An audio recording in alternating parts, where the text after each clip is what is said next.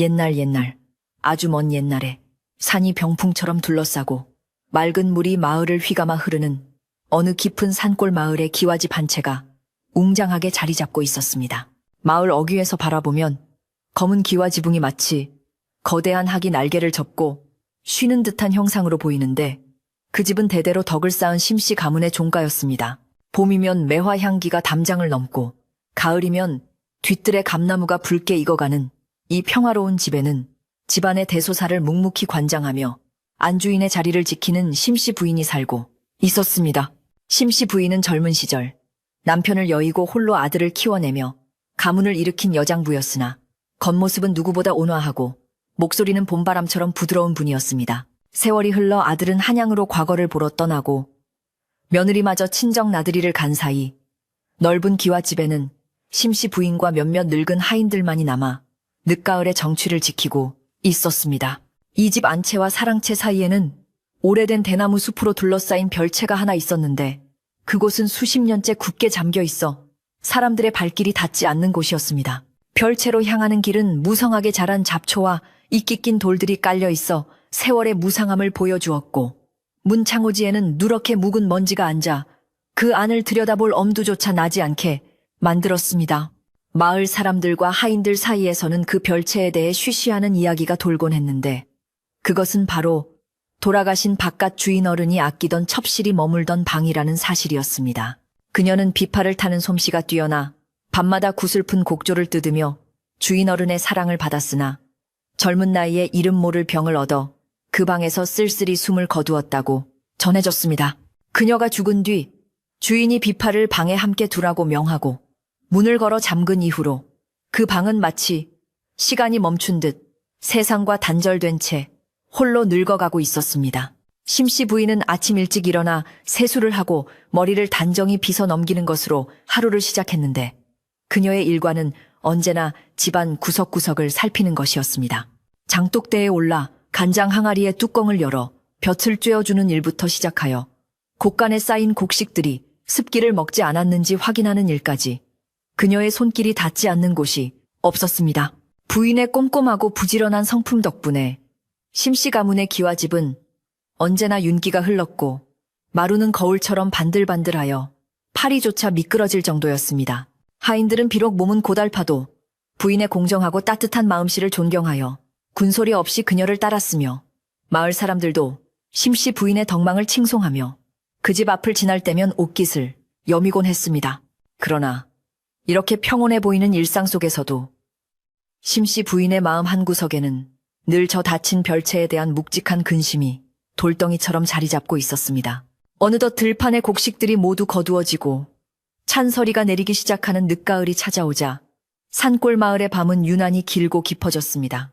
낮에는 따스한 햇살이 마당에 가득하다가도 해가 서산으로 넘어가면 매서운 산바람이 불어와 문풍지를 요란하게 흔들어대곤 했습니다. 낙엽이 우수수 떨어져 마당을 뒹구는 소리가 마치 누군가 발을 끌며 걸어다니는 소리처럼 들리기도 하여 겁 많은 어린 하인들은 밤이 되면 바깥 출입을 삼가고 부엌 아궁이 앞에 옹기종기 모여 앉아있곤 했습니다. 심씨 부인은 그런 하인들을 나무라지 않고 오히려 따뜻한 군고구마를 내어주며 다독였지만 그녀 자신도 밤바람 소리가 유난히 거칠어지는 날이면 잠을 이루지 못하고 뒤척이는 날이 많아졌습니다. 특히 바람이 대나무 숲을 지나며 내는 소리는 마치 사람이 흐느끼는 소리 같아서 안채에 홀로 앉아 바느질을 하던 부인의 귀를 자꾸만 거슬리게 하곤 했습니다. 그러던 어느 날 밤, 달빛조차 구름에 가려 칠흑같이 어두운 밤이 찾아왔을 때 기이한 일이 시작되었습니다. 심씨 부인은 안방 아랫목에 앉아 호롱불 심지를 돋우며 낡은 버선코를 깁고 있었는데 바람소리 사이로 기묘한 울림이 섞여 들려오는 것을 느꼈습니다. 처음에는 그저 바람이 처마급 풍경을 스치거나 낡은 문짝이 삐걱거리는 소리라고 생각하여 대수롭지 않게 넘기려 했습니다. 하지만 바늘을 움직이는 손을 멈추고 귀를 기울일수록 그 소리는 단순한 바람소리가 아님을 직감할 수 있었습니다. 그것은 팽팽하게 당겨진 줄을 튕길 때 나는 둔탁하면서도 여운이 긴 소리, 바로 비파를 뜯는 소리와 흡사했습니다. 퉁, 퉁 하고 끊어질 듯 이어지는 그 소리는 안채 건너편 대나무 숲 너머 바로 수십 년간 닫혀있던 별채 쪽에서 들려오고 있었습니다. 심씨 부인의 등골이 서늘해지며 잡고 있던 바늘이 손끝을 살짝 찔렀지만 그녀는 비명도 지르지 않고 침착하게 숨을 골랐습니다. 심씨 부인은 조용히 자리에서 일어나 문을 조금 열고 바깥의 동정을 살폈습니다. 마당은 짙은 어둠에 잠겨 있어 아무것도 보이지 않았고 오직 찬 바람만이 마른 낙엽을 휩쓸고 지나가며 스산한 분위기를 자아내고 있었습니다. 늙은 하인 박노인이 기거하는 행랑채 쪽은 불이 꺼져 있어 모두 깊은 잠에 든 모양이었고 집안을 지키는 누렁이조차 추위에 움츠러들었는지 짖지 않고 조용했습니다. 그런데 분명 바람이 잦아드는 순간에도 별채 쪽에서는 미세하지만 또렷하게 비파줄 튕기는 소리가 간헐적으로 들려왔습니다. 그것은 어떤 곡조를 연주한다기보다는 누군가 조율을 하듯 혹은 무심코 줄을 건드리는 듯한 불규칙한 소리였습니다. 심씨 부인은 가슴이 쿵쿵 뛰었지만 헛것을 들은 것이라 스스로를 다독이며 다시 문을 닫고 자리에 앉으려 노력했습니다. 그러나 한번 들리기 시작한 소리는 귓가에서 떠나지 않고 더욱 선명하게 파고들었습니다. 이 집안의 안주인으로서 심씨 부인이 가장 두려워하는 것은 귀신이나 도깨비 같은 존재가 아니었습니다. 그녀가 진정으로 염려하는 것은 집안의 불미스러운 일이 바깥으로 새어나가 가문의 명예에 흠집이 생기는 것이었습니다. 만약 죽은 첩의 방에서 비파 소리가 난다는 소문이 마을에 퍼지기라도 한다면 사람들은 입방아를 텄으며 온갖 흉흉한 이야기를 만들어낼 것이 뻔했습니다. 억울하게 죽은 첩이 원한을 품고 돌아왔다더라. 심씨 가문에 드디어 망조가 들려나 보다 하는 식의 소문은 걷잡을 수 없이 퍼져나가 멀리 한양에 있는 아들의 앞길까지 막을지도 모를 일이었습니다. 심씨 부인은 흐트러진 마음을 다잡으며 벽에 걸린 남편의 초상화를 잠시 바라보았습니다. 그리고는 이 집을 지키는 책임은 오로지 자신에게 있음을 되새기며 두려움을 떨치고 직접 눈으로 확인해야겠다고 결심했습니다. 부인은 촛대 하나를 집어들고 겉옷을 단단히 여민 뒤 삐걱거리는 마루를 밟고 밖으로 나섰습니다. 차가운 밤 공기가 얼굴을 때리며 정신을 번쩍 들게 했고 촛불이 바람에 일렁이며 긴 그림자를 만들어내자 마당의 나무들이 마치 살아있는 괴물처럼 꿈틀거리는 듯 보였습니다. 부인은 발소리를 죽이며 천천히 대나무 숲 쪽으로 걸음을 옮겼습니다. 별채로 가는 길은 오랫동안 사람의 발길이 닿지 않아 거미줄이 얼굴에 걸리고 마른 풀들이 발목을 스치며 바스락거렸습니다. 대나무들이 바람에 흔들리며 사각사각 소리를 낼 때마다 부인은 잠시 멈칫거렸지만 결코 물러서지 않고 별채의 낡은 대문 앞까지 다가갔습니다. 가까이 다가갈수록 비파 소리는 더욱 명확해졌는데 그것은 맑고 고운 소리가 아니라 마치 녹슨 줄을 억지로 긁는 듯한 기분, 나쁜 쇠소리에 가까웠습니다. 별채의 문은 여전히 굳게 잠겨 있었고 굵은 쇠 자물쇠는 붉게 녹이 슬어 세월의 무게를 보여주고 있었습니다. 문틈으로는 빛 한 점 새어나오지 않는 칠흑 같은 어둠뿐이었는데 그 안에서 소리가 난다는 것은 도저히 이성적으로 설명할 수 없는 일이었습니다. 심씨 부인은 떨리는 손으로 문고리를 잡아보았지만 문은 꿈쩍도 하지 않았습니다. 누구냐? 그 안에 누가 있느냐? 부인은 낮지만 단호한 목소리로 물었습니다. 그러자 놀랍게도 들려오던 비파 소리가 뚝 그치고 주변은 다시 바람 소리만 가득한 정막 속으로 빠져들었습니다. 마치 안에 있던 존재가 부인의 목소리를 듣고 숨을 죽인 것 같은 섬뜩한 침묵이었습니다. 부인은 등 뒤로 식은땀이 흐르는 것을 느끼며 한참을 그 자리에 서서 문을 노려보았습니다. 그날 밤 심씨 부인은 뜬 눈으로 밤을 지새워야 했습니다. 방으로 돌아와 자리에 누웠지만 귀가 예민해져서인지 바람 소리 하나하나가 비파 소리처럼 들려 잠을 이룰 수 없었습니다. 다음 날 아침 부인은 평소보다 일찍 일어나 하인들을 깨우고 마당을 쓸게 했습니다. 박노인이 부스스한 얼굴로 빗자루를 들고 나왔을 때 부인은 짐짓 아무렇지 않은 척하며 지난밤의 별채 쪽에서 무슨 소리를 듣지 못했느냐고 넌지시 물었습니다. 박노인은 고개를 갸웃거리며 글쎄요, 바람이 워낙 세게 불어서 대나무 부대끼는 소리만 요란했지 별다른 소리는 못 들었습니다요 라고 대답했습니다. 부인은 안도의 한숨을 내쉬면서도 한편으로는 자신만이 그 소리를 들었다는 사실에 더욱 불안감을 느꼈습니다. 만약 이것이 자신의 귀가 약해져 들리는 환청이라면 차라리 다행이겠지만 정말로 알 수 없는 존재가 집안에 들어온 것이라면 큰일이 아닐 수 없었습니다.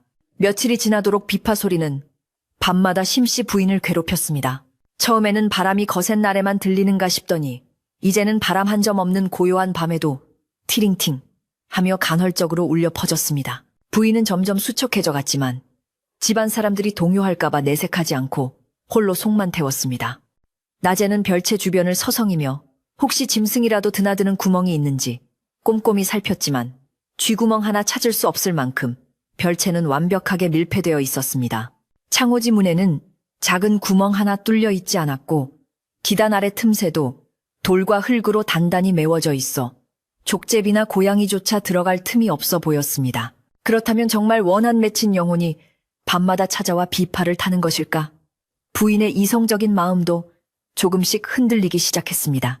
소문은 발 없는 말이 되어 천리길을 간다고 했던가. 며칠 뒤 부엌에서 일하는 여종들 사이에서 수군거리는 소리가 들려왔습니다. 어젯밤에 화장실 가다가 들었는데 별채 쪽에서 여자가 우는 소리 같은 게 나지 뭐야. 애구머니, 정말이야. 그 방 주인 마님 귀신이 나왔나 봐. 부인이 부엌에 들어서자 여종들은 황급히 입을 다물고 일하는 시복을 했지만 이미 불안감은 집안 전체로 퍼져나가고 있었습니다. 심씨 부인은 헛소문 내지 말라고 엄하게 꾸짖었지만 그녀 자신도 그 소리의 정체를 알 수 없기에 하인들의 불안을 근원적으로 잠재울 수는 없었습니다. 이제는 하인들이 해만 지면 별채 근처에는 얼씬도 하지 않으려 했고 저녁밥을 짓는 손길도 빨라져 해가 지기 무섭게 각자 방으로 들어가 문을 걸어 잠그기 바빴습니다. 그러던 어느 날 마을 장터에 나갔던 박 노인이 돌아와 심씨 부인에게 조심스럽게 말을 건넸습니다. 마님 마을 아래 주막에서도 우리 집 별채 이야기를 하는 사람들이 있더군요. 밤마다 귀곡성이 들린다느니 파란 불꽃이 보인다느니 하는 헛소문이 돌고 있습니다. 심씨 부인은 찻잔을 내려놓으며 깊은 한숨을 쉬었습니다. 결국 우려하던 일이 벌어지고 만 것입니다. 집안 단속을 아무리 해도 소리까지 담장 안에 가둬둘 수는 없는 노릇이었습니다. 부인은 이대로 있다가는 가문의 위신이 땅에 떨어질 것이라 판단하고 어떻게든 이 기이한 현상의 원인을 밝혀내야겠다고 다짐했습니다.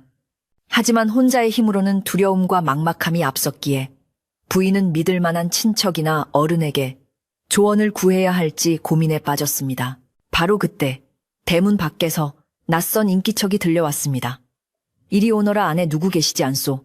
굵직하면서도 어딘가 거만한 목소리가 대문을 두드렸습니다. 박 노인이 달려나가 문을 열어보니 허우대가 멀끔하고 눈매가 날카로운 중년 사내가 서 있었습니다. 그는 갓을 비스듬히 쓰고 도포자락을 휘날리며 들어와 마당에 선 심씨 부인을 보며 과장되게 허리를 굽혀 인사를 했습니다.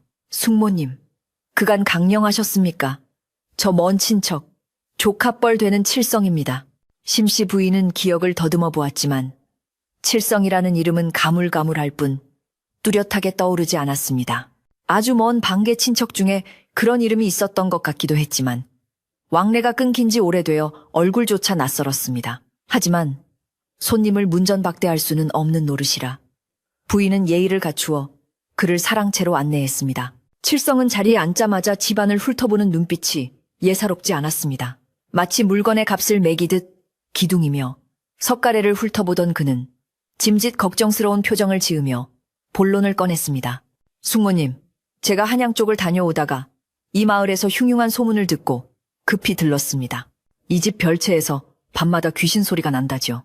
제 아버님께 듣자 하니 예전에 억울하게 죽은 첩이 있었다던데 필시 그 원혼이 맺혀서 그런 것 같습니다. 칠성은 마치 자신이 모든 것을 알고 있다는 듯이 목소리를 높였습니다.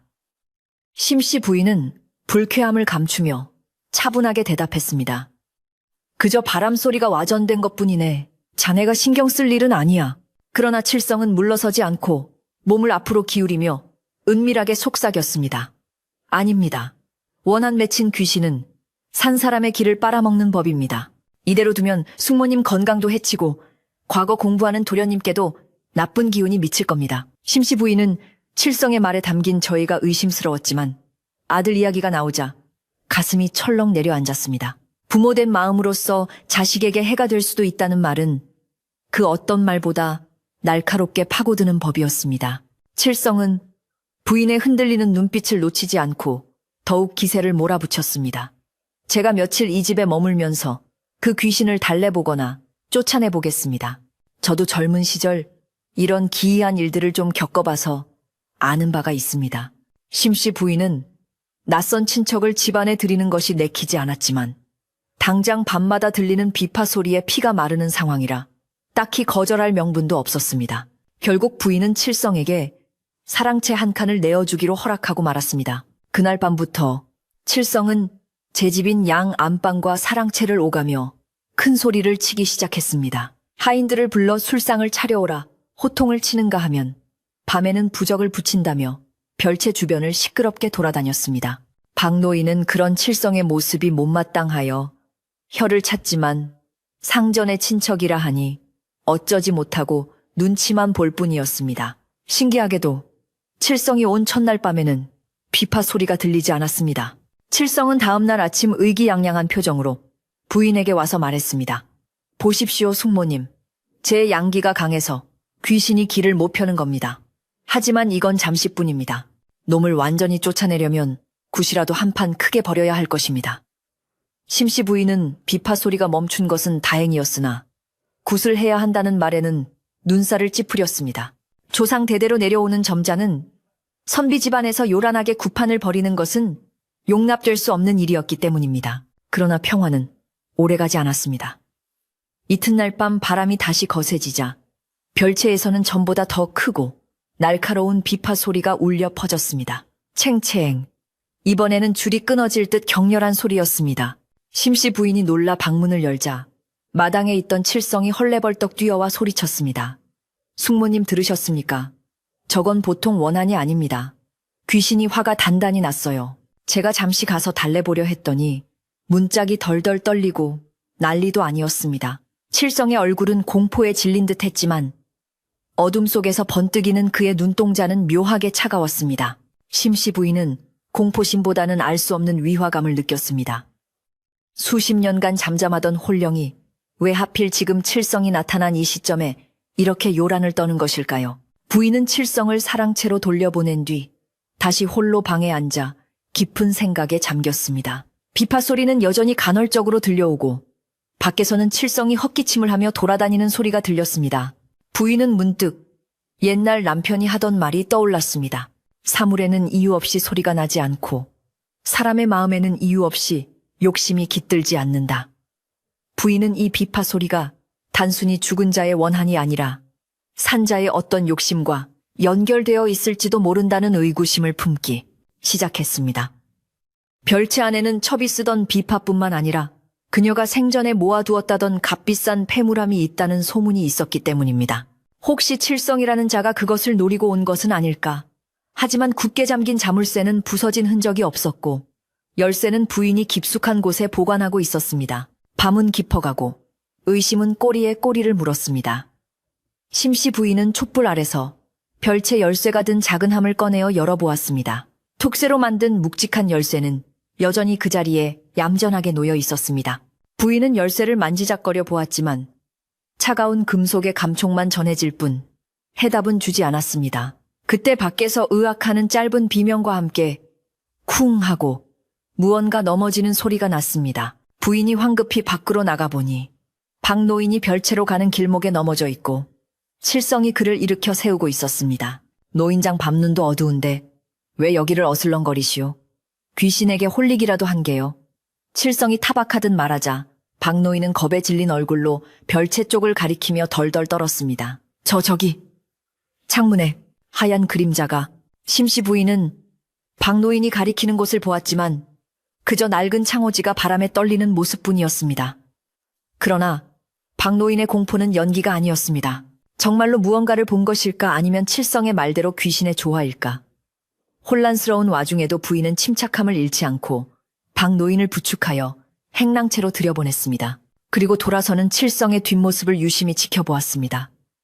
그의 옷자락에는 어디서 묻었는지 모를 흙먼지와 거미줄이 희미하게 묻어 있었습니다. 별채 주변에는 들어가지 않았다고 했는데 왜 그의 옷에는 사람의 발길이 닿지 않는 곳에만 있는 거미줄이 묻어 있는 것일까요? 심씨 부인의 눈매가 가늘어지며 두려움은 서서히 차가운 이성으로 바뀌어 갔습니다. 다시 방으로 돌아온 심씨. 부인은 더 이상 잠을 청하지 않고 옷을 정갈하게 갈아입었습니다.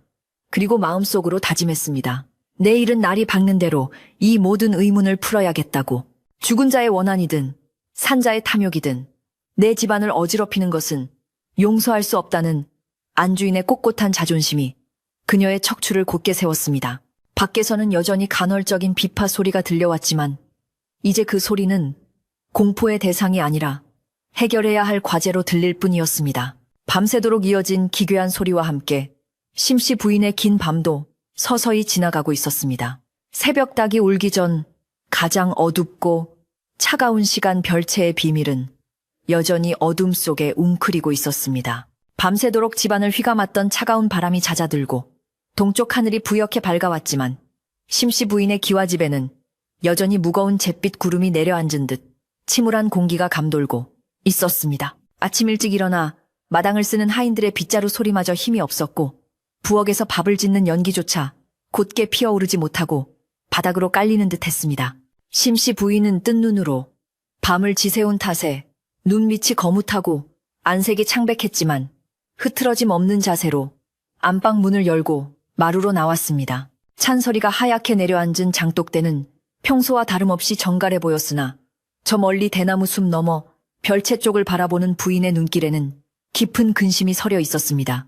지난밤의 그 기괴한 비파 소리가 귓가에 이명처럼 남아 머릿속을 웅웅거리고 있었기 때문입니다.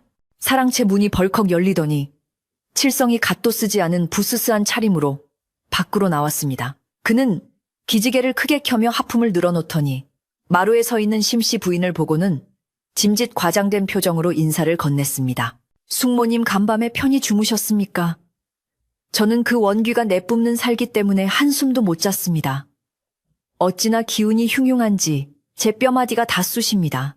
그의 말과는 달리 칠성의 얼굴은 기름기가 돌고 혈색이 좋아 보여 밤새 공포에 떨었던 사람이라고는 믿기 어려웠습니다. 심씨 부인은 칠성의 뻔뻔한 태도가 못마땅했지만 내색하지 않고 아침 문안을 받았습니다. 자네가 고생이 많네. 낯선 곳이라 잠자리가 불편해서 그럴게야.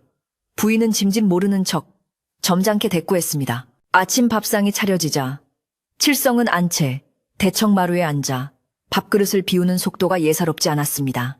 국밥 한 그릇을 뚝딱 비우고는 숭늉까지 시원하게 들이켠 그는 입가에 묻은 밥풀을 떼어내며 본격적으로 입을 열기 시작했습니다. 숙모님, 어제 제가 곰곰이 생각해 보았습니다만 이 집터가 지금 아주 위태롭습니다. 죽은 첩의 원한이 보통 깊은 게 아니에요. 어젯밤에 제가 잠시 눈을 붙였을 때 꿈에 그 여자가 나타나서 이르기를 이 집안의 씨를 말리겠다고 하더군요. 칠성은 숟가락을 상 위에 탁 내려놓으며 심각한 표정을 지었습니다. 곁에서 시중을 들던 어린 여종이 그 말을 듣고 사색이 되어 쟁반을 떨어뜨릴 뻔했습니다. 심씨 부인은 여종을 눈짓으로 물러가게 한 뒤 차가운 목소리로 물었습니다. 그래서 자네 생각은 어떤가?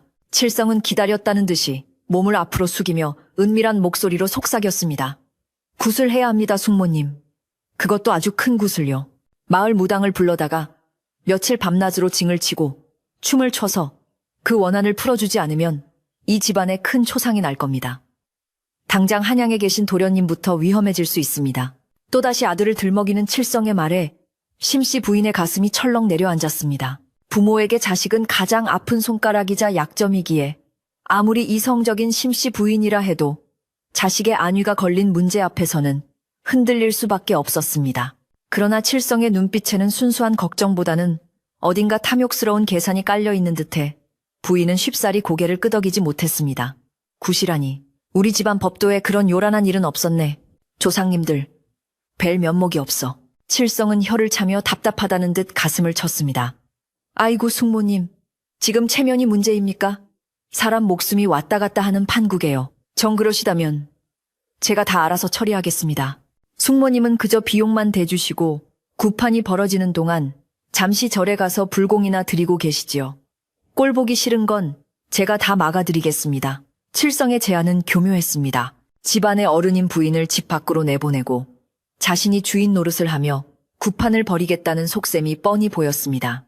심씨 부인은 단호하게 고개를 저었습니다. 아니네. 내 집에서 일어난 일은 내가 지켜봐야지. 절에 갈 생각은 추호도 없네. 부인의 완강한 태도에 칠성의 표정이 순간 일그러졌지만 이내 다시 비굴한 웃음을 지으며 물러났습니다. 한편 집안의 담장을 넘어선 소문은 걷잡을 수 없이 마을로 퍼져나가고 있었습니다.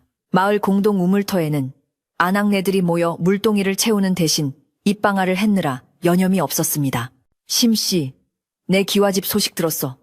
밤마다 별채에서 죽은 첩이 비파를 뜯으며 온다잖아. 어머 끔찍해라. 그 집 며느리가 친정간 사이에 별일이 다 생기네. 역시 터가 센 집안은 뭐가 달라도 달라. 그뿐만이 아니래. 어제 그 집 친척이라는 양반이 주막에서 술을 마시면서 그러는데 귀신이 나타나서 집문서를 내놓으라고 했다나 뭐라나. 확인되지 않은 헛소문들은 살을 붙여가며 눈덩이처럼 불어났고 사람들은 심씨 부인의 집 앞을 지나갈 때마다 재수 없다는 듯 침을 뱉거나 서둘러 걸음을 재촉했습니다. 소문은 다시 돌고 돌아 심씨 부인의 귀에도 들어갔습니다. 장을 보러 갔던 하인들이 얼굴이 벌개져서 돌아와 마을 사람들이 수군대는 내용을 전해주었기 때문입니다. 마님 사람들이 우리 집을 보고 흉가라느니 귀신 씨인 집이라느니 하며 손가락질을 합니다. 쌀가게 주인은 외상값도 미리 받아야겠다며 닥달을 하고요. 하인의 하소연을 듣는 심씨, 부인의 마음은 타들어가는 듯 했습니다. 평생을 공들여 쌓아온 가문의 명예와 신용이 한순간에 무너져 내리는 기분이었습니다. 부인은 마루 끝에 앉아 멍하니 하늘을 바라보았습니다. 구름 사이로 비치는 햇살조차 서늘하게 느껴지는 가을 오후였습니다. 이 모든 것이 정말 죽은 첩의 원한 때문일까? 아니면 이 사태를 이용하려는 누군가의 농간일까? 부인의 머릿속은 복잡하게 얽힌 실타래 같았습니다. 해질녘이 되자 박노인이 장작을 패다 말고 조용히 부인을 찾아왔습니다. 박노인은 이 집안에서 수십 년을 일해온 터줏대감 같은 존재로 돌아가신 주인 어른 때부터 충직하게 집안일을 돌봐온 사람이었습니다. 그는 주위를 두리번거리며 누가 듣는 사람이 없는지 확인한 뒤 낮은 목소리로 부인에게 말을 건넸습니다. 마님, 드릴 말씀이 있습니다. 심씨 부인은 박노인의 진지한 표정을 보고 그를 방으로 들였습니다. 박노인은 무릎을 꿇고 앉아 잠시 뜸을 들이더니 결심한 듯 입을 열었습니다. 저기 와 있는 칠성이라는 분 말입니다. 아무래도 수상쩍습니다. 심씨 부인은 눈썹을 살짝 치켜 올리며 물었습니다. 수상하다니 무슨 말인가?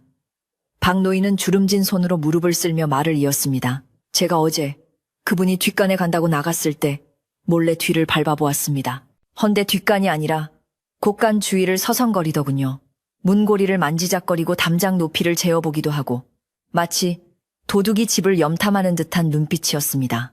그리고 마을 주막에서도 건달들과 어울려 쑥덕거리는 걸 본 사람이 한둘이 아닙니다. 박노인의 말은 심씨 부인이 품고 있던 의심에 확신을 더해주었습니다.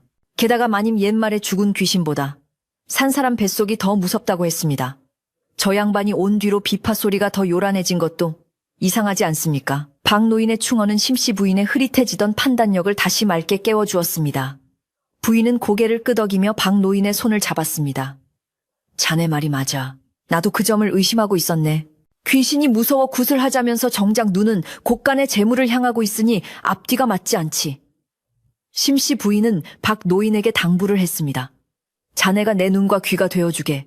오늘 밤부터는 그자가 무엇을 하는지, 어디로 움직이는지 샅샅이 감시해주게나. 단 절대 들켜서는 안 되네. 박노인은 비장한 표정으로 고개를 숙이며 명심하겠습니다. 마님, 제 목숨을 걸고 집안을 지키겠습니다. 라고 대답하고 물러갔습니다. 다시 밤이 찾아왔습니다.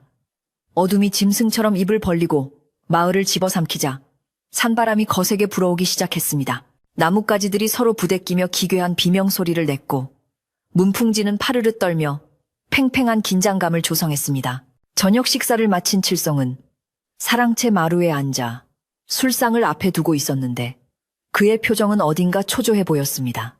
그는 자꾸만 하늘을 올려다보며 바람의 세기를 가늠하는 듯했고 술잔을 쥐고 있는 손은 미세하게 떨리고 있었습니다.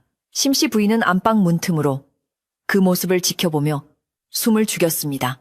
오늘 밤은 무언가 일이 벌어질 것 같은 불길한 예감이 들었습니다. 밤이 깊어 삼경 밤 11시 1시쯤 되었을 때 예의 그 소리가 다시 시작되었습니다. 퉁, 투두둥. 이번에는 단순한 튕김 소리가 아니라 마치 누군가 격정적으로 줄을 긁어대는 듯한 거친 소리였습니다. 별채 쪽에서 들려오는 비파 소리는 바람 소리에 섞여 더욱 기괴하게 왜곡되어 들렸습니다. 안채에 있던 여종들은 이불을 뒤집어 쓰고 서로를 끌어안으며 덜덜 떨었고 심지어 마당에 묶인 개조차 낑낑거릴 뿐 짖지 못했습니다. 심씨 부인은 공포를 억누르며 방문을 열고 밖으로 나갔습니다. 마당에는 이미 칠성이 나와서 별채 쪽을 향해 삿대질을 하며 고래고래 소리를 지르고 있었습니다. 네, 2년 죽어서도 정신을 못 차리고 어디 감히 양반집에서 행패냐, 당장 물러가지 못할까. 칠성은 허공에 대고 주먹질을 하며 일종의 연극을 하고 있었습니다. 그는 심씨 부인이 나온 것을 보자 더욱 목소리를 높여 과장된 몸짓을 보였습니다. 숙모님 보십시오. 저 문짝 흔들리는 것 좀 보십시오. 귀신이 문을 부수고 나오려고 합니다. 칠성이 가리키는 곳을 보니 별채의 낡은 문이 바람에 덜컹거리고 있었습니다. 하지만 자세히 보니 문이 안에서 밀리는 것이 아니라 단순히 바람이 문틈으로 들어가 덜컹거리는 것 같았습니다. 심씨 부인은 칠성의 호들갑스러운 태도와 실제 상황 사이의 괴리감을 예리하게 포착했습니다. 칠성은 갑자기 마당 한 구석에 놓여있던 소금 단지를 가져와 별채 쪽으로 뿌려대기 시작했습니다. 에이, 매썩 물러가라. 하얀 소금이 어둠 속에 흩뿌려지자 비파 소리가 잠시 멈칫하더니 다시 찌잉 하고 날카로운 쇳소리를 냈습니다. 마치 칠성의 행동에 반응이라도 하는 듯한 절묘한 타이밍이었습니다. 칠성은 땀을 뻘뻘 흘리며 부인에게 달려왔습니다. 숙모님 보셨지요? 보통 놈이 아닙니다. 소금을 뿌려도 끄떡없어요. 이제 남은 방법은 하나뿐입니다. 당장 내일 날이 밝는 대로 곳간을 열어 굿 비용을 마련해 주셔야 합니다. 안 그러면 오늘 밤 안에 귀신이 안채로 쳐들어올 겁니다.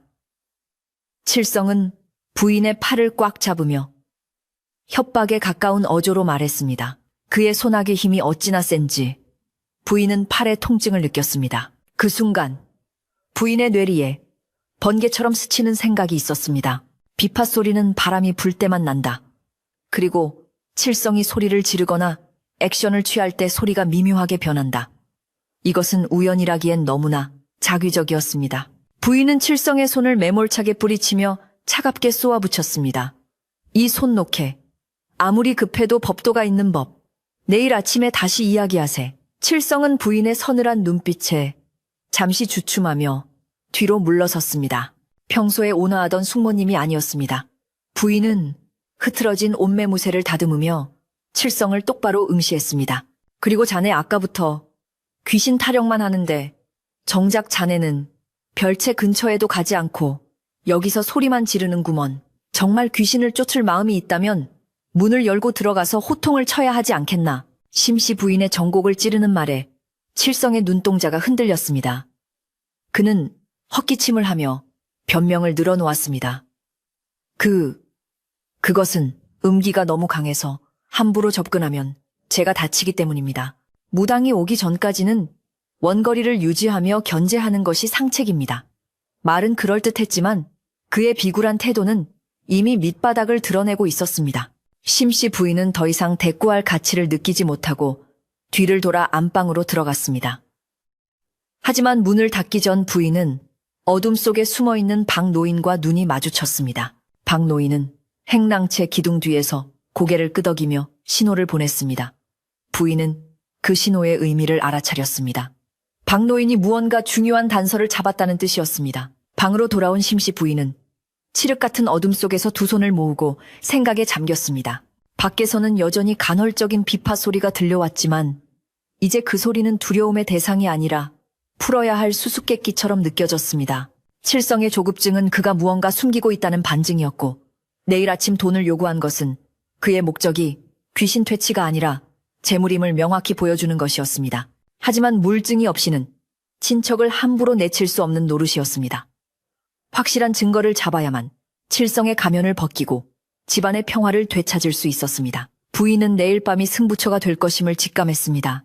바람은 내일 밤에 가장 거세게 불 것이라는 예감이 들었고 그때야말로 진실을 밝힐 기회였습니다. 밤이 깊어갈수록 별채의 소리는 더욱 처량하게 변해갔습니다. 마치 누군가 억울함을 호소하며 우는 듯한 그 소리는 어쩌면 죽은 첩의 영혼이 부인에게 보내는 신호일지도 모른다는 생각마저 들었습니다.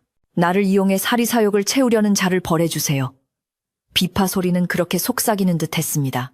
심씨 부인은 벽장 깊숙한 곳에서 남편이 남기고 간 오래된 검을 꺼내 들었습니다.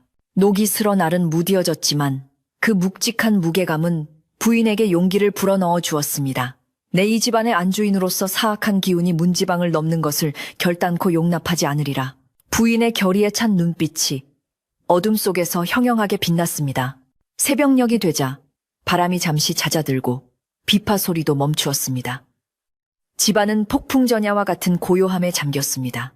박노인이 조심스러운 발걸음으로 안채 마루미까지 다가와 작은 목소리로 아뢰었습니다. 마님 주무십니까? 심씨 부인이 창문을 열자 박노인은 손에 쥔 작은 물건을 내밀었습니다. 그것은 가느다란 낚싯줄 같은 끈 뭉치였습니다. 이것이 무엇인가? 부인이 묻자 박노인은 떨리는 목소리로 대답했습니다. 칠성 양반이 묶는 사랑채, 뒷마당 아궁이 속에 숨겨져 있던 것입니다. 그리고 이 줄 끝에 작은 갈고리가 달려 있습니다. 심씨 부인은 줄을 받아들고 자세히 들여다보았습니다. 달빛에 비친 투명한 줄과 예리한 갈고리. 모든 퍼즐 조각이 맞춰지는 순간이었습니다. 부인의 입가에 서늘한 미소가 번졌습니다. 이제 귀신의 정체는 밝혀졌습니다. 남은 것은 이 연극을 만천하에 공개하고 가면을 쓴 광대를 무대에서 끌어내리는 일뿐이었습니다. 수고했네 박노인. 이 줄은 내가 보관하겠네. 그리고 날이 밝으면 마을 어르신 몇 분을 저녁 식사에 초대하게. 아주 중요한 구경거리가 있다고 말이야. 심씨 부인의 목소리에는 더 이상 망설임이 없었습니다.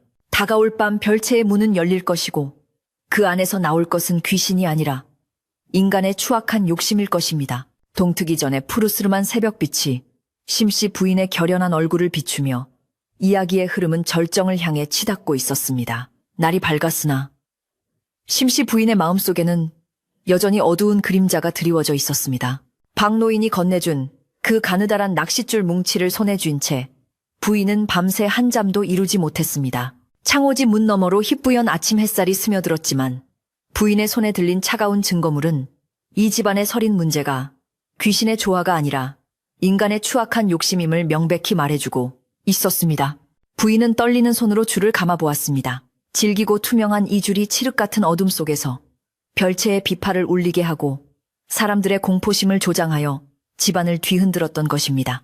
심씨 부인은 깊은 한숨을 내쉬며 죽은 사람의 넋을 이용하여 산 사람을 속이려던 칠성의 폐륜적인 행태에 치를 떨었습니다. 그러나 지금 당장 분노를 터뜨리기에는 일러 부인은 차가운 이성으로 마음을 다잡았습니다. 부인은 옷매무새를 가다듬고 방문을 열어 아침에 찬 공기를 깊이 들이마셨습니다. 마당에는 서리가 하얗게 내려앉아 있었고 앙상한 나뭇가지들이 바람에 흔들리며 스산한 소리를 내고 있었습니다. 박노인은 이미 마당 한 구석에서 묵묵히 낙엽을 쓸고 있었는데 부인과 눈이 마주치자 눈빛으로 무언의 결의를 보여주었습니다. 부인은 박노인을 가까이 오게 하여 낮은 목소리로 지시를 내렸습니다. 박노인, 오늘 저녁에 마을 촌장님과 서당 훈장님, 그리고 이웃에 덕망 있는 어르신 몇 분을 저녁 식사에 초대하게. 집안에 생긴 우환에 대해 의논 드릴 것이 있다고 정중히 청하게나. 박노인은 부인의 뜻을 단번에 알아차리고 고개를 깊이 숙였습니다. 이것은 단순한 식사 자리가 아니라 칠성의 죄상을 만천하에 낱낱이 밝히기 위한 일종의 심판대가 될 것이었습니다. 사랑채에서는 칠성이 느지막이 일어나 거드름을 피우며 나오고 있었습니다. 그는 짐짓 피곤한 척 허리를 두드리며 지나가는 하인에게 따뜻한 새순물을 대령하라고 호통을 쳤습니다. 심씨 부인이 마루에 나와 있는 것을 본 칠성은 득달같이 달려와 인사를 건넸습니다. 숙모님 간밤에는 좀 편안하셨습니까? 저는 귀신의 살기가 느껴져서 통잠을 못 잤습니다. 아무래도 오늘 중으로 굿비용을 마련해 주셔야 할 것 같습니다. 무당에게 기별을 넣어야 날짜를 잡을 수 있으니까요. 칠성의 말에는 조급함이 묻어 있었고 그의 눈동자는 부인의 표정을 살피느라 바쁘게 움직였습니다. 그는 부인이 겁에 질려 당장이라도 돈 주머니를 내놓기를 기대하는 눈치였습니다. 심씨 부인은 내심 역겨움을 느꼈으나 겉으로는 온화한 미소를 잃지 않고 칠성을 안심시켰습니다. 자네 말이 맞네. 나도 어제 그 소리를 듣고 마음을 굳혔네. 오늘 저녁에 마을 어르신들을 모시고 상의한 뒤에 곳간을 열어 자네가 원하는 대로 해주겠네. 부인의 승낙에 칠성의 얼굴이 활짝 피어났습니다. 아이고, 숙모님, 정말 잘 생각하셨습니다. 역시 집안의 큰 어른다운 현명한 판단이십니다. 마을 어르신들이 오신다니 제가 잘 설명해서 구판을 성대하게 벌일 수 있도록 하겠습니다. 칠성은 자신이 승리했다고 확신하며 콧노래까지 흥얼거리고는 뒷짐을 지고 마당을 서성거렸습니다. 그 모습은 마치 이미 이 집의 주인이 된 듯 오만방자하기 짝이 없었습니다. 오후가 되자 부인은 아무도 몰래 별채 주변을 다시 한번 꼼꼼히 살폈습니다. 낮에 보는 별채는 밤의 공포스러운 분위기와는 달리 낡고 초라한 모습일 뿐이었습니다. 부인은 박노인이 낚싯줄을 발견했던 사랑채, 아궁이 쪽에서부터 별채까지의 거리를 눈으로 가늠해 보았습니다. 사랑채 뒷문과 별채의 측면, 창문 사이에는 덤불이 우거져 있어 그 사이에 얇은 줄을 연결해 놓으면 사람들의 눈에 띄지 않기에 충분했습니다. 부인은 별채 창문 틈새를 자세히 들여다보았습니다. 세월의 사가 헐거워진 문풍지 사이로 아주 미세한 구멍이 뚫려 있는 것이 보였습니다. 칠성은 아마도 밤마다 이 구멍으로 줄을 연결해 비파줄을 잡아당겼을 것입니다. 바람이 불면 줄이 흔들려 자연스럽게 소리가 나고 칠성이 줄을 당기면 더욱 요란한 소리가 나는 구조였던 것입니다. 부인은 증거를 확인하자 가슴속에서 뜨거운 분노가 치밀어 올랐지만 동시에 안도감도 느꼈습니다. 이제 모든 트릭은 파악되었고 남은 것은 그를 꼼짝 못하게 터참에는 덫을 놓는 일이었습니다. 부인은 다시 안채로 돌아와 저녁 손님 맞을 준비를 서둘렀습니다. 부엌에서는 전을 부치고 고기를 굽는 냄새가 진동했지만 하인들의 표정은 밝지 않았습니다. 그들 역시 밤마다 들려오는 비파 소리에 지쳐 있었고 칠성의 횡포에 불만을 품고 있었기 때문입니다. 심씨 부인은 하인들을 독려하며 평소보다 더 정갈하고 풍성한 상차림을 준비하게 했습니다. 오늘 밤의 연회는 단순한 식사가 아니라 집안의 명운을 건 중요한 자리였기에 한치의 소홀함도 있어서는 안 되었습니다. 해가 서산으로 넘어가고 땅거미가 내려앉기 시작하자 초대받은 마을 어르신들이 하나둘씩 도착했습니다. 촌장 영감은 긴 담뱃대를 물고 근심 어린 표정으로 대문을 들어섰고 훈장님은 헛기침을 하며 주변을 두리번거렸습니다. 마을 사람들 사이에도 심씨 부인네 별채 귀신 소문이 파다했기에 오늘 모임에 참석하는 그들의 마음도 편치만은 않았습니다. 심씨 부인은 정중하게 그들을 맞이하여 사랑채 큰 방으로 안내했습니다. 방 한가운데에는 푸짐한 주안상이 차려져 있었고 상석에는 칠성이 미리 자리를 잡고 앉아 주인 행세를 하고 있었습니다. 칠성은 어르신들에게 술을 권하며 너스레를 떨었습니다. 어서들 오십시오. 제가 이 집 조카 되는 칠성입니다. 숙모님을 도와 집안의 우환을 해결하고자 동분서주하고 있습니다. 술잔이 몇 순배 돌고 분위기가 무르익어가자 촌장 영감이 조심스럽게 입을 열었습니다.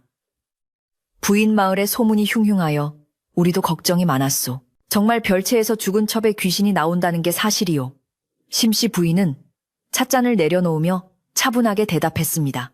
그래서 오늘 어르신들을 모셨습니다. 제 눈과 귀로 확인한 바가 있으나 혼자 힘으로는 감당하기 어려워 어르신들의 지혜를 빌리고자 합니다.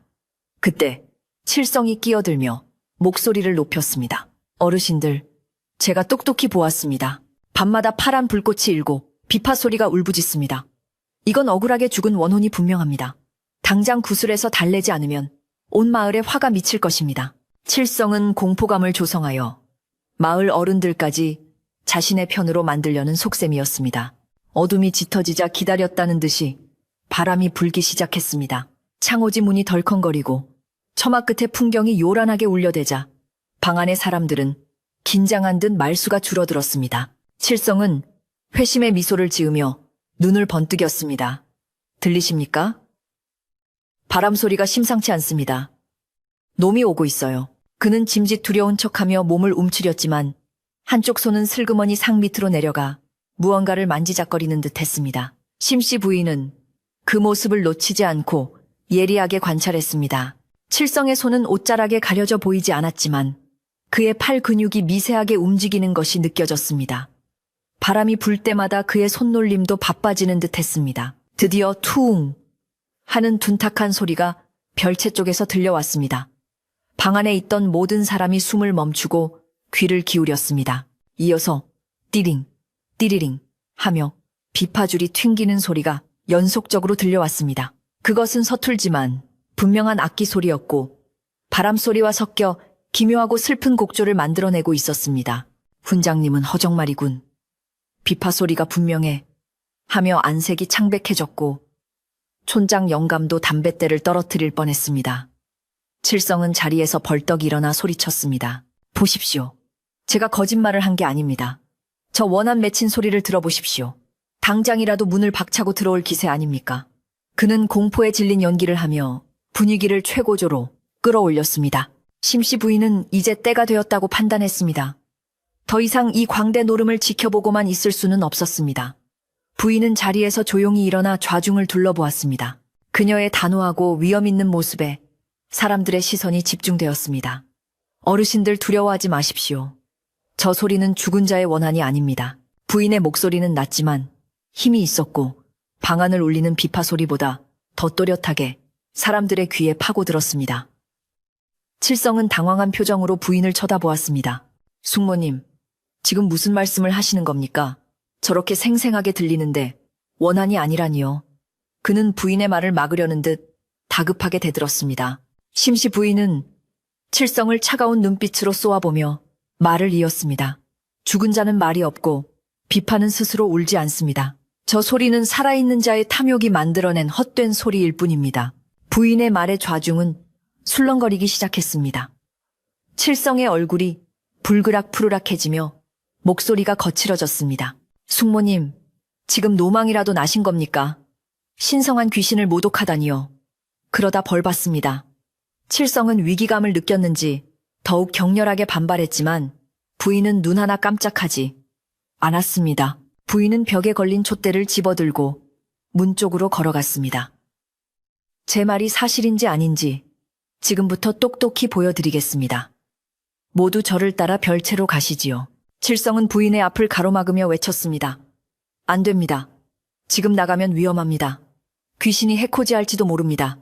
그는 필사적으로 사람들을 방 안에 묶어두려 했습니다. 만약 사람들이 별채 근처로 가게 되면 자신이 설치해둔 장치가 발각될 수도 있었기 때문입니다. 하지만 촌장 영감이 자리에서 일어나며 엄한 목소리로 말했습니다. 비켜라 이 사람아. 부인께서 보여주실 게 있다지 않나. 우리도 이 괴상한 일의 끝을 봐야겠네. 마을 어른들이 합세하자 칠성도 더 이상 막을 명분이 없었습니다. 그는 어쩔 수 없이 길을 비켜주었지만 그의 이마에는 식은땀이 송골송골 맺히기 시작했습니다. 그의 눈동자는 불안하게 흔들리며 도망칠 구멍을 찾는 듯 했습니다. 부인을 선두로 하여 마을 어른들과 하인들이 횃불을 들고 마당으로 나섰습니다. 거센 바람이 횃불을 위협하듯 휘몰아쳤지만 사람들의 행렬은 멈추지 않았습니다. 별채 쪽에서는 여전히 비파 소리가 들려오고 있었는데 사람들이 가까이 다가갈수록 소리는 더욱 날카롭고 신경질적으로 변해갔습니다. 심씨 부인은 대나무 숲을 지나 별채 마당에 들어섰습니다. 오랫동안 사람의 발길이 닿지 않아 잡초가 무성한 마당 한가운데에선 부인은 뒤따라온 칠성을 향해 손짓했습니다. 자네 그리 귀신이 무섭다면서 어찌 여기까지 따라왔는가? 이왕 온 김에 자네가 그토록 주장하던 저 방문을 직접 열어보게나. 칠성은 주춤거리며 뒷걸음질 쳤습니다. 저는 음기가 안 맞아서. 그는 횡설수설하며 꽁무니를 빼려 했습니다. 심씨 부인은 그럴 줄 알았다며 코웃음을 치고는 박노인을 불렀습니다. 박노인 자네가 가서 저 방문을 열게. 그리고 문지방 아래 무엇이 있는지 샅샅이 살피게. 박노인은 예, 마님하고 힘차게 대답하고는 망설임 없이 별채 문 앞으로 다가갔습니다. 칠성의 얼굴은 사색이 되어 입술이 파랗게 질렸습니다. 그가 설치해둔 낚싯줄이 팽팽하게 당겨져 있는 상태였기에 문을 열면 줄이 끊어지거나 장치가 드러날 것이 뻔했기 때문입니다. 그 순간 바람이 강하게 불어와 별채 문이 덜컹하고 흔들렸습니다. 동시에 챙하는 찢어지는 듯한 비파 소리가 밤하늘을 갈랐습니다. 마치 비파줄이 끊어지기라도 한 듯한 소리였습니다. 사람들은 기겁하며 비명을 질렀지만 심씨 부인은 눈을 크게 뜨고 그 광경을 지켜보았습니다. 달빛에 비친 별채 문틈으로 무언가 반짝이는 선이 보였습니다. 그것은 거미줄이 아니라 칠성이 숨겨둔 욕심의 끈이었습니다. 부인은 그 끈이 어디로 연결되어 있는지 시선을 따라가 보았습니다. 놀랍게도 그 줄은 별채 문을 통과해 마당을 가로질러 사랑채 처마 밑을 지나 어둠 속 어딘가로 이어져 있었습니다. 심씨 부인은 촌장 영감과 사람들에게 그 줄을 가리켰습니다. 보십시오 어르신들. 저기 문틈에 끼어 있는 것이 보입니까? 귀신의 머리카락이 아니라 바로 낚싯줄입니다. 사람들의 시선이 일제히 부인이 가리키는 곳으로 향했습니다. 횃불의 불빛이 문틈을 비추자 팽팽하게 당겨진 투명한 줄이 선명하게 드러났습니다. 저 줄이 비파줄에 연결되어 있어서 밖에서 당기거나 바람이 불면 소리가 났던 것입니다. 부인의 설명에 사람들은 경악을 금치 못했습니다. 아니 세상에, 저런 괘씸한 짓을. 촌장 영감이 혀를 차며 분노했습니다. 칠성은 이제 더 이상 발뺌할 수 없는 상황에 몰렸습니다. 그는 쥐구멍이라도 찾고 싶은 심정이었으나 이미 마을 장정들과 하인들이 그를 둘러싸고 있었습니다. 칠성은 무릎을 꿇고 싹싹 빌기 시작했습니다. 아이고, 죽을 죄를 지었습니다. 한 번만 용서해 주십시오. 그러나 심씨 부인의 표정은 싸늘하기만 했습니다. 아직 끝난 게 아니네. 자네가 왜 이런 짓을 꾸몄는지, 그 방 안에 또 무엇을 노렸는지 확인해야겠네. 부인은 박노인에게 눈짓을 보내어 굳게 닫힌 자물쇠를 부수고 문을 활짝 열라고 명했습니다. 박노인이 큼지막한 돌을 들어 자물쇠를 내리찍자 녹슨 자물쇠는 그렁 소리를 내며 바닥으로 떨어졌습니다. 수십 년간 닫혀있던 별채의 문이 삐걱거리는 소리와 함께 서서히 열리기 시작했습니다. 방 안에서 묵은 먼지와 곰팡이 냄새가 확 풍겨 나왔지만 사람들은 호기심과 두려움에 숨을 죽이고 그 안을 들여다보았습니다. 횃불이 방 안을 비추자 먼지 쌓인 비파 한 대가 방바닥에 놓여 있었고 그 비파줄에는 낚싯줄이 칭칭 감겨 창문 틈으로 이어져 있는 것이 적나라하게 드러났습니다. 귀신의 짓이 아니라 명백한 사람의 조작이었습니다. 하지만 놀라운 것은 그뿐만이 아니었습니다. 비파 옆에는 누군가 뒤진 듯한 흔적이 역력한 서랍장과 바닥에 흩어진 몇 개의 낡은 놀이개들이 보였습니다. 부인은 그것을 보고 칠성이 이미 이 방에 몰래 들어왔었음을 확신했습니다. 그는 비파 소리로 사람들의 눈을 속인 뒤 아무도 모르게 방에 침입하여 감나가는 물건을 훔치려 했던 것입니다. 심씨 부인은 싸늘하게 식은 눈으로 바닥에 주저앉은 칠성을 내려다보았습니다. 이제 모든 진실은 밝혀졌고 칠성의 탐욕은 만천하에 드러났습니다. 바람은 여전히 불고 있었지만 더 이상 비파 소리는 들리지 않았습니다. 오직 칠성의 거친 숨소리와 사람들의 분노 어린 시선만이 마당을 가득 채우고 있었습니다. 횃불의 붉은 불빛이 춤추는 별채 마당에서 사람들의 시선은 일제히 칠성을 향해 꽂혔습니다. 방금 전까지만 해도 귀신의 소행이라며 목소리를 높이던 칠성은 이제 사시나무 떨듯 몸을 떨며 바닥에 주저앉아 있었습니다. 열린 문틈으로 보이는 비파와 거기에 묶인 낚싯줄은 더 이상 변명의 여지가 없는 명백한 증거였습니다. 마을 촌장 영감은 기가 막히다는 듯 혀를 찾고 훈장님은 헛기침을 하며 고개를 돌렸습니다. 심씨 부인은 차갑게 가라앉은 목소리로 칠성에게 물었습니다. 자네는 이 집안의 조상님들이 두렵지도 않은가? 어찌 죽은 사람의 넋을 팔아 산 사람을 능멸하려 했는가? 부인의 꾸짖음은 밤하늘에 울려 퍼지는 천둥 소리보다 더 무섭게 칠성의 가슴을 파고들었습니다. 칠성은 입술을 달달 떨며 아무 말도 하지 못하고 고개만 땅에 처박고 있었습니다. 심씨 부인은 천천히 방 안으로 걸어들어가 비파에 묶인 낚싯줄을 집어들었습니다. 수십 년의 세월을 간직한 비파는 먼지를 뒤집어 쓴 채 놓여 있었지만 그 줄에 감긴 낚싯줄은 이질적일 만큼 투명하고 질겨 보였습니다. 부인은 사람들에게 그 줄을 들어 보이며 설명을 이어갔습니다. 이 줄이 문틈을 지나 사랑채 뒤편 아궁이까지 연결되어 있었습니다. 바람이 불면 줄이 흔들려 자연스럽게 소리가 났고 더 큰 소리가 필요할 때는 칠성이 직접 줄을 당겼을 것입니다. 마을 사람들은 그제야 지난밤의 공포가 귀신의 장난이 아니라 인간의 치밀한 조작이었음을 깨닫고 허탈감과 분노를 동시에 느꼈습니다. 귀신보다 더 무서운 것은 역시 사람의 욕심이라는 옛말이 틀린 것이 하나도 없었습니다. 박노인은 분노를 참지 못하고 칠성의 멱살을 잡고 일으켜 세웠습니다. 이놈 내가 아까부터 수상하다 했다. 마님께서 베풀어 주신 은혜를 원수로 갚다니 내 놈이 짐승과 다를 게 무엇이냐. 박노인의 고함에 칠성은 비굴한 눈물을 흘리며 빌기 시작했습니다. 잘못했습니다. 죽을 죄를 지었습니다.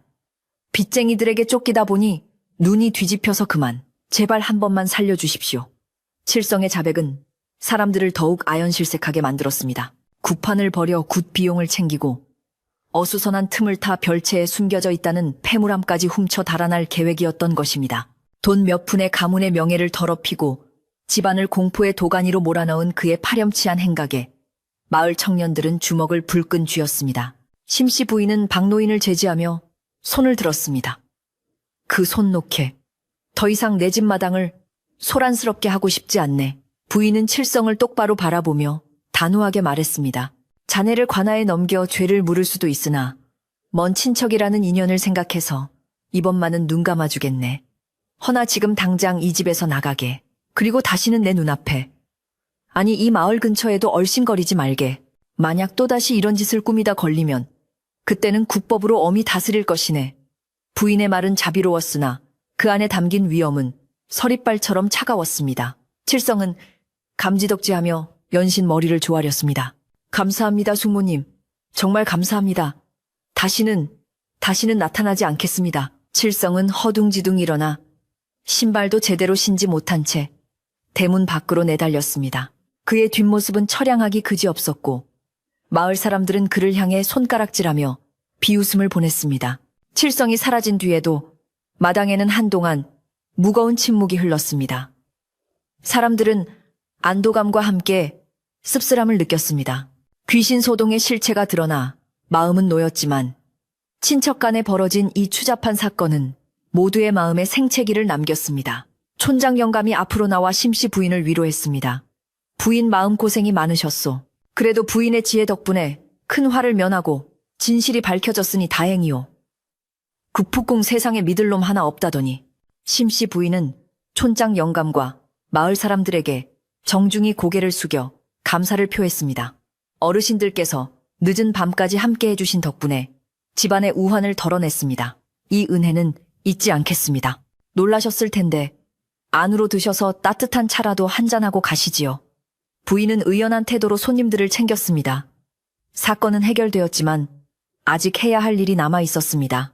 부인은 하인들을 시켜 별채 주변을 정리하게 하고 자신은 다시 별채 방 안으로 눈길을 돌렸습니다. 칠성의 탐욕이 휩쓸고 지나간 자리는 어수선했지만 그곳에는 여전히 주인을 잃은 비파가 쓸쓸히 놓여 있었습니다. 손님들이 사랑채로 돌아간 뒤 심씨 부인은 박노인과 함께 별채에 남았습니다.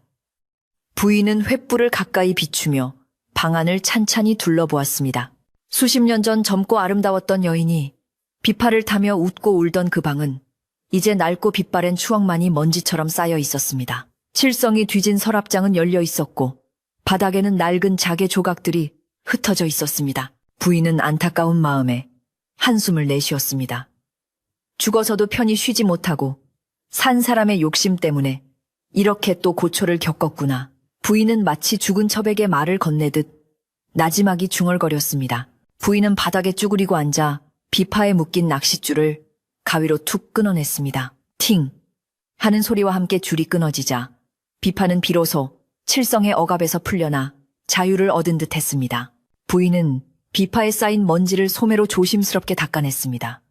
비록 첩의 물건이었지만 한때 남편이 아끼던 것이었고 집안의 역사가 담긴 물건이었습니다. 부인의 손길은 조심스럽고 따뜻했습니다. 그녀는 질투나 미움보다는 같은 여자로서의 연민과 안주인으로서의 책임감을 느끼고 있었습니다. 이제 그만 노여움을 푸시게. 나쁜 놈은 쫓겨났으니 다시는 이런 일이 없을 걸세. 박노인은 묵묵히 부인의 곁을 지키며 흩어진 물건들을 정리했습니다. 마님, 이 방을 어찌할까요? 다시 문을 걸어 잠글까요? 박노인의 물음에 심씨 부인은 잠시 생각에 잠겼습니다. 다시 문을 닫아버리면 이곳은 또다시 음습한 소문의 근원지가 될지도 모를 일이었습니다. 아니네. 내일부터는 날이 좋을 때 문을 활짝 열어 환기를 시키게. 그리고 먼지도 털고 깨끗이 청소하게나. 사람이 살지 않더라도 집은 사람의 손길이 닿아야 흉가가 되지 않는 법이네. 부인의 결정에 박노인은 고개를 끄덕였습니다. 어둠 속에 갇혀있던 공간을 양지로 끌어내어 집안의 일부로 받아들이겠다는 뜻이었습니다. 부인은 칠성이 훔쳐가려 했던 폐물함을 찾아 열어보았습니다.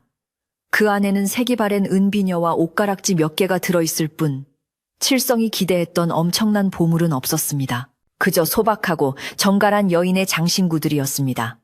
칠성은 헛된 소문에 눈이 멀어있지도 않은 보물을 쫓아 죄를 저지른 셈이었습니다. 부인은 폐물함을 다시 닫으며 씁쓸한 미소를 지었습니다.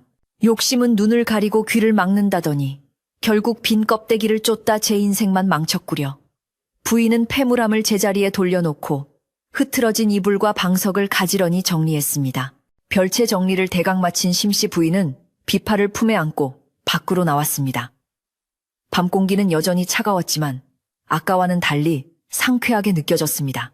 비파 소리가 사라진 대나무 숲은 그저 바람에 흔들리는 자연의 소리만을 내고 있었습니다. 사각사각하는 대나무 잎 스치는 소리가 이제는 공포가 아닌 평온한 자장가처럼 들렸습니다. 부인은 안채로 돌아가며 하늘을 올려다보았습니다.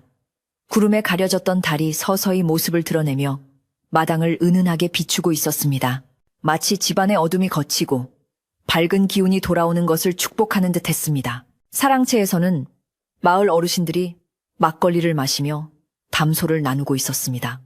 심씨 부인이 안채로 들어서자 부엌에 있던 하인들이 달려나와 부인을 맞이했습니다.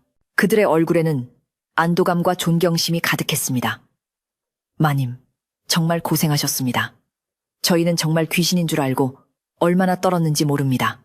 어린 여종이 울먹이며 말하자 부인은 부드럽게 웃으며 어깨를 토닥여 주었습니다. 이제 다 끝났다. 귀신은 없었어. 그러니 이제 발 뻗고 편히 자거라. 부인의 따뜻한 말 한마디에 하인들은 그제야 긴장을 풀고 서로를 마주보며 웃음을 터뜨렸습니다. 부인은 하인들에게 늦은 밤이지만 따뜻한 국밥을 넉넉히 끓여 마을 어르신들과 나누어 먹도록 지시했습니다. 놀란 가슴을 진정시키는 데는 따뜻한 음식이 최고지. 고기도 썰고 전도 더 붙여서 푸짐하게 대접하거라. 부엌은 다시 활기를 되찾았습니다. 도마질 소리와 찌개 끓는 소리가 정겹게 울려 퍼졌고 맛있는 냄새가 집안 가득 채워졌습니다. 공포에 질려 숨죽여 있던 집안이 다시금 사람 사는 냄새로 가득 차기 시작했습니다. 이것은 단순한 야식이 아니라 집안의 애군을 털어내고 새로운 평화를 맞이하는 잔치와도 같았습니다. 사랑채 마루에 앉은 촌장 영감은 국밥을 한술 뜨며 감탄했습니다. 허허 역시 심씨 부인의 손맛은 일품이구려. 뜨끈한 국물이 들어가니 놀란 속이 확 풀립니다. 훈장님도 맞장구를 치며 말했습니다. 암 그렇고 말고 여장부가 따로 없어. 사내 대장부도 하기 힘든 일을 부인이 해냈어. 우리 마을의 자랑이야. 어르신들의 칭찬 소리가 안채까지 들려왔지만 심씨 부인은 그저 미소만 지을 뿐 방에서 조용히 비파를 닦고 있었습니다. 그녀에게는 남들의 칭찬보다 집안의 평온이 더 중요했습니다. 부인은 마른 수건으로 비파의 줄 하나하나를 정성스레 닦으며 마음속의 찌꺼기도 함께 닦아냈습니다. 비파를 닦던 부인의 손이 잠시 멈추었습니다. 비파의 울림통에 작게 새겨진 글귀가 눈에 들어왔기 때문입니다. 1편 단심, 2편 단신, 죽은 첩이 생전에 새겨놓은 것인지 아니면 남편이 새겨준 것인지는 알 수 없으나 그 네 글자는 긴 세월을 넘어 부인의 마음에 잔잔한 파동을 일으켰습니다. 부인은 비파를 안방 한쪽 벽에 소중히 세워두었습니다. 이제 이 비파는 더 이상 공포의 대상이 아니라 집안의 역사를 기억하는 하나의 물건으로 자리 잡게 되었습니다. 부인은 호롱불 아래서 잠시 눈을 감고 기도를 올렸습니다. 죽은 이의 명복을 빌고 집안의 안녕을 기원하는 간절한 기도였습니다. 밤은 깊어가고 마을 어르신들도 하나둘씩 집으로 돌아갔습니다.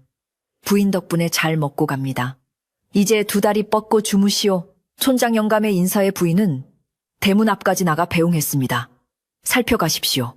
오늘 일은 있고 평안한 밤 되시기를 바랍니다. 대문이 닫히고 빗장이 걸리는 소리가 둔탁하지만 든든하게 들려왔습니다. 마당에는 다시 고요가 찾아왔지만 그 고요는 어제와 같은 무겁고 스산한 침묵이 아니었습니다. 그것은 모든 것이 제자리로 돌아온 뒤에 느껴지는 아늑하고 편안한 쉼의 고요였습니다. 심씨 부인은 안채 대청마루에 홀로 앉아 밤하늘을 올려다보았습니다. 둥근 보름달이 환하게 떠서 기와 지붕을 하얗게 비추고 있었습니다. 바람은 잦아들었고 대나무 숲도 이제는 잠든 듯 조용했습니다. 부인은 박노인이 가져다준 따뜻한 숭늉 한 그릇을 마시며 긴장을 풀었습니다. 따스한 기운이 몸속으로 퍼지자 며칠간 쌓였던 피로가 한꺼번에 몰려오는 듯 했습니다. 하지만 그 피로조차도 기분 좋은 나른함으로 다가왔습니다. 부인은 이제야 비로소 진정한 휴식을 취할 수 있을 것 같았습니다. 그 시각 행랑채의 하인들도 삼삼오오 모여 앉아 오늘 있었던 일을 무용담처럼 이야기하고 있었습니다. 야, 마님께서 낚싯줄을 척 들어 올리실 때 봤냐? 칠성 양반 얼굴이 흑빛이 되더라니까. 그러게 말이야. 우리 마님 담력이 보통이 아니셔. 귀신도 마님 앞에서는 꼼짝 못할 거야. 하인들의 웃음소리가 담장을 넘어 나지막하게 퍼져나갔습니다. 두려움은 웃음으로 승화되었고 공포는 이야깃거리가 되어 사라졌습니다. 집안을 짓누르던 어두운 그림자는 완전히 걷히고 사람들의 마음속에는 다시금 밝은 등불이 켜졌습니다. 심씨 부인은 방으로 들어와 이불을 펴고 자리에 누웠습니다. 따뜻한 아랫목의 온기가 등을 지지며 부드럽게 감싸 안았습니다. 며칠 동안 귓가를 맴돌던 환청 같은 비파 소리는 이제 들리지 않았습니다. 대신 규칙적으로 들리는 시계 소리와 가끔씩 들리는 풀벌레 소리만이 밤의 정적을 채우고 있었습니다. 부인은 깊은 숨을 내쉬며 눈을 감았습니다. 내일은 날이 밝는 대로 별채 문을 활짝 열고 대청소를 해야겠다고 다짐하며 부인은 서서히 깊은 잠속으로 빠져들었습니다. 꿈조차 꾸지 않을 만큼 편안하고 깊은 꿀 같은 잠이었습니다. 다음 날 아침, 심씨 부인의 기와집 위로 눈부시게 맑은 햇살이 쏟아져 내렸습니다. 며칠 동안 하늘을 뒤덮었던 먹구름은 거짓말처럼 사라지고 청명한 가을 하늘이 드높게 펼쳐져 있었습니다. 지난밤에 소란이 무색할 만큼 마당은 고요하고 평화로웠으며 처마 끝에 매달린 풍경 소리도 산들바람에 맑고 경쾌하게 울려 퍼졌습니다. 심씨 부인은 개운한 몸과 마음으로 일어나 방문을 활짝 열었습니다. 방 안으로 밀려드는 신선한 아침 공기에는 젖은 낙엽 냄새와 흙내음이 섞여 있어 마치 집안의 묵은 기운을 씻어내는 듯 상쾌하게 느껴졌습니다. 마당을 쓰는 박노인의 빗질 소리도 여느 때보다 힘차고 리듬감 있게 들려왔습니다. 아침 식사를 마친 심씨 부인은 하인들을 모두 불러 모았습니다. 그리고 오늘은 별채를 대대적으로 청소하고 집안의 나쁜 기운을 몰아내는 날로 정하겠다고 선포했습니다.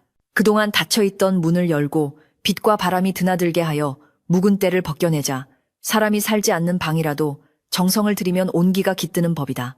부인의 말씀에 하인들은 각자 걸레와 물동이를 챙겨들고 별채로 향했습니다.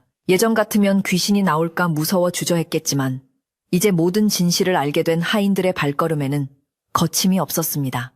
그들은 오히려 호기심 어린 눈으로 그동안 금기시 되었던 공간을 향해 활기차게 움직였습니다. 별채의 모든 문이 활짝 열리자 수십 년간 갇혀있던 어둠이 물러가고 따스한 가을 햇살이 방 안 깊숙이 파고들었습니다.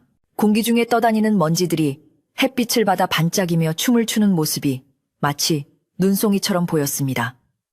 하인들은 부지런히 먼지를 털어내고 바닥을 닦았습니다. 퀴퀴하던 곰팡이 냄새는 쑥을 태운 연기로 중화시켰고 창호지가 찢어진 문짝은 떼어내어 새 종이로 바르기 위해 마당에 내놓았습니다. 심씨 부인은 직접 소매를 걷어붙이고 비파가 놓여있던 자리를 쓸고 닦았습니다. 그녀의 손길이 닿을 때마다 방은 음습한 기운을 벗고 조금씩 밝은 빛을 되찾아갔습니다. 심씨 부인은 칠성의 욕심으로 더럽혀졌던 비파를 마루 끝 양지 바른 곳에 내놓았습니다. 햇볕을 받은 비파의 나무통은 은은한 광택을 뿜어내며 고색 창연한 자태를 드러냈습니다. 부인은 마른 천으로 비파의 줄과 몸통을 정성스레 닦아주었습니다. 이제 어두운 방에서 혼자 울지 말고 따뜻한 볕을 쬐거라. 부인의 마음속에는 죽은 첩에 대한 미움이나 두려움 대신 같은 여인으로서의 측은지심과 세월을 함께한 물건에 대한 애착이 자리 잡고 있었습니다. 비파는 더 이상 공포의 대상이 아니라 이 집안의 긴 역사와 사연을 간직한 하나의 소중한 유물로 다시 태어나고 있었습니다. 오후가 되자 부엌에서는 구수한 냄새가 진동하기 시작했습니다. 심씨 부인이 집안의 애군을 털어내고 평화를 기원하는 의미로 팥죽을 쑤라고 일렀기 때문입니다. 커다란 가마솥에 붉은 팥을 가득 넣고 장작불을 지피자 붉은 김이 모락모락 피어올랐습니다. 늙은 찬모와 어린 여종들은 옹기종기 모여 앉아 찹쌀로 새알심을 빚었습니다. 동글동글 예쁘게 빚어야 나중에 예쁜 딸 낳는다. 참모의 농담에 여종들의 까르르 웃음소리가 담장을 넘었습니다. 며칠 전까지만 해도 공포에 떨며 숨죽였던 그들이라고는 믿기지 않을 만큼 집안에는 활기와 웃음이 넘쳐 흘렀습니다. 팥죽이 폭폭 끓는 소리는 마치 집안의 심장이 다시 힘차게 뛰는 소리처럼 들렸습니다. 마을 사람들도 심씨 부인의 집 앞을 지나가며 달라진 분위기를 감지했습니다. 닫혀있던 별채에 문이 활짝 열려 있고 하인들이 분주하게 움직이며 웃고 떠드는 모습을 보자 마을 사람들의 마음속에 남아있던 찜찜함도 눈 녹듯 사라졌습니다. 심씨 부인이 역시 대단해. 그 흉흉한 일을 하루아침에 해결하고 집안을 저렇게 일으켜 세우다니. 우물가에 모인 아낙네들은 칭찬을 아끼지 않았습니다. 헛소문을 퍼뜨렸던 사람들은 부끄러움에 고개를 숙였고 이제는 심씨 가문의 지혜와 담력을 칭송하는 이야기들이 새롭게 퍼져나가기 시작했습니다. 부인의 명성은 예전보다 더욱 높아져 마을의 정신적 지주로 확고히 자리 잡게 되었습니다. 해질녘이 되자 심씨 부인은 잘 쑤어진 팥죽 한 그릇을 정갈하게 담아 별채 마루에 놓았습니다. 그리고 향을 하나 피우며 조용히 묵념을 올렸습니다. 비록 가짜 소동이었지만 사람들의 입방아에 오르내리며 소란을 겪었을 죽은 이의 넋을 위로하기 위함이었습니다. 이승에서의 억울함이나 미련은 다 내려놓고 부디 좋은 곳으로 가시게. 내 자네가 남긴 비판은 잘 보관하여 가끔 볕을 쬐어주겠네. 부인의 진심 어린 기도는 연기를 타고 하늘로 올라갔습니다. 그때 어디선가 불어온 부드러운 바람이 부인의 옷자락을 살며시 흔들고 지나갔는데 그 느낌이 마치 고맙다고 인사하는 손길처럼 따스하게 느껴졌습니다. 저녁 식사 시간이 되자 사랑채와 행랑채 안채할 것 없이 모든 식구가 둘러앉아 팥죽을 나누어 먹었습니다. 붉은 팥죽 위에는 하얀 새알심이 동동 떠 있어 보기에도 먹음직스러웠습니다. 뜨거운 죽을 호호 불어가며 먹는 사람들의 얼굴에는 땀방울과 함께 행복한 미소가 번졌습니다. 아따 마님, 팥죽 맛이 기가 막힙니다. 속이 뻥 뚫리는 것 같아요. 박노인이 엄지손가락을 치켜 세우자 심씨 부인도 빙그레 웃으며 화답했습니다. 많이들 들게. 그동안 마음고생하느라 헛헛해진 속을 든든히 채워야지. 함께 음식을 나누는 이 시간은 단순한 식사 자리가 아니라 서로의 노고를 위로하고 결속을 다지는 치유의 시간이었습니다. 식사를 마친 후 심씨 부인은 안채 마루에 앉아 차를 마시며 밤 풍경을 감상했습니다. 칠흑 같은 어둠이 내려앉았지만 더 이상 두려움은 없었습니다. 별채 쪽을 바라보아도 으스스한 기운은 느껴지지 않았고 오히려 열려있는 문을 통해 들어오는 달빛이 방안을 은은하게 비추어 운치 있게 보였습니다. 가끔 대나무 숲에서 들려오는 바람 소리도 이제는 자연의 노래처럼 들렸습니다. 사각사각 하는 소리는 칠성의 낚싯줄이 만드는 쇳소리와는 비교할 수 없이 부드럽고 자연스러운 소리였습니다. 부인은 자연의 섭리를 거스르는 욕심이 얼마나 부질없고 추한 것인지, 그리고 순리대로 사는 삶이 얼마나 편안한 것인지 다시 한번 깨달았습니다.